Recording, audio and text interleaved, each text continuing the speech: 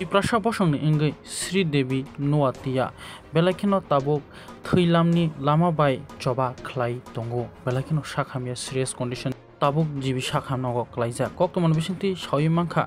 bolongni musuk haikaba bolongni bison bai bolongo samung khlaina thangtini haikaba bolna hana thangtiwo khaijagui tabuk thei jibi sakhamnago klaija o koktomano khnawi logologino thangui naikha bolong mantri boromgana Animesh Debbarma বোতাম শাখা খারানি দিয়ে এক মহিলাকে আক্রমণ করেছে। মহিলার নাম Sridevi Noatia. GB হসপিটালে দাঁড়িয়ে আমরা কথা বলছি এবং পিসিসিএফ দুইজন পিসিসিএফ আছেন, একজন পিসিসিএফ অ্যান্ড হক ডক্টর কানফারি যে এখানে আছেন আমাদের সাথে মিস্টার আর কে সামার, উনি ওয়াইল্ড লাইফ বিষয়ক যে চিফ ওয়াইল্ড লাইফ ওয়ার্ডেন, উনিও এখানে এসছেন এবং খবর পাওয়া মাত্রই আমরা বলেছি যে পেশেন্টটাকে জিবি হাসপাতালে বা আরও ভালো কোনো হাসপাতালে রেফার করা হোক। আমাদের সদর এসডিএফকে আমরা নির্দেশ দিয়েছি, রেঞ্জ অফিসারকে নির্দেশ দিয়েছি যে রুগীর যারা ফ্যামিলি মেম্বার্স আছেন বা রুগীর সাথে ডাক্তারদের সাথে যোগাযোগ করার জন্য সমস্ত ব্যবস্থাপনা গ্রহণ করার জন্য নির্দেশ দিয়ে পরবর্তী সময় আমি ওয়াই থেকে এলাম এবং স্ট্রেইট এসে হসপিটালে এই পেশেন্ট পার্টির সাথে কথা বললাম।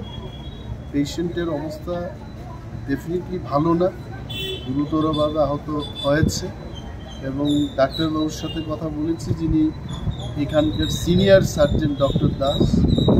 উনি করেছেন যে আজকে আগামী 12 ঘন্টার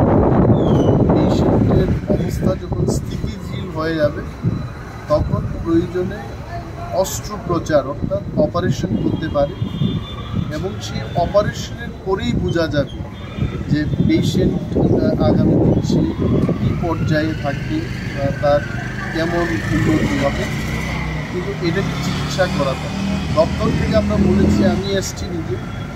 যে দপ্তরের কোনো ধরনের সাহায্য রেফার করতে হবে কোথাও এনিথিং বিআর ডিপার্টমেন্ট।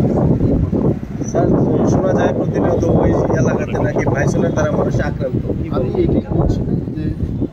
বাইসন বা যে কোনো অ্যানিম্যাল দ্বারা মানুষ যদি আক্রান্ত হয় এটাকে সঠিক ব্যবস্থাপনা গ্রহণের উদ্যোগ নেওয়া উচিত, কিন্তু এখন এই মুহূর্তে ইলেকশন কমিশনের গাইডলাইন বলবৎ আছে। এই মুহূর্তে আমাদের কি প্ল্যানিং হবে ম্যান এবং অ্যানিম্যাল কনফ্লিক্ট এটাকে বন্ধ করার জন্য কি ব্যবস্থাপনা আমরা গ্রহণ করব এই মুহূর্তে বলতে পারছি, তবে এইটুকু বলতে পারি দপ্তর এবং ministry will take very good decision, firm decision, good implementation হবে। তবে কীভাবে হবে, কী পর্যায়ে হবে, 4 তারিখ জুন ইলেকশনের রেজাল্ট বেরিয়ে এসে যখন মডেল কোড অফ কন্ডাক্ট উঠে যাবে তখন দপ্তর থেকে আমরা সাংবাদিকদের ডেকে আমরা আমাদের নেক্সট পরিকল্পনা কী হবে সেটা। ধন্যবাদ স্যার।